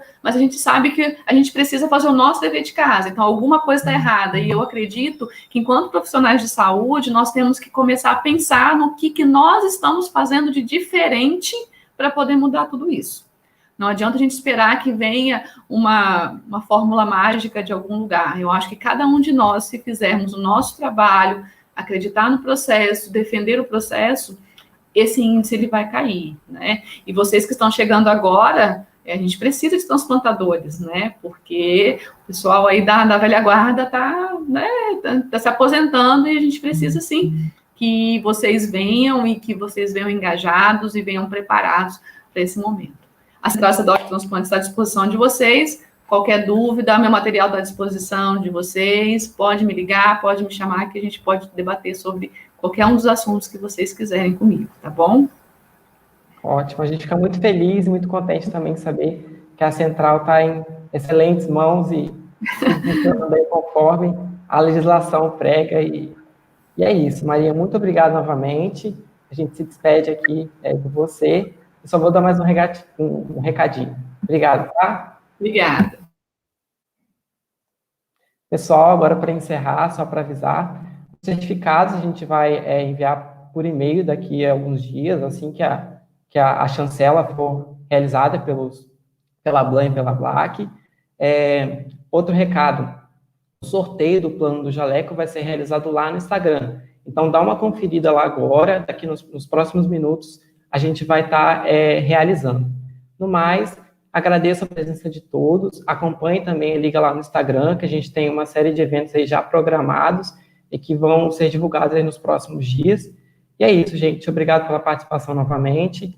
Um abraço a todos e boa noite.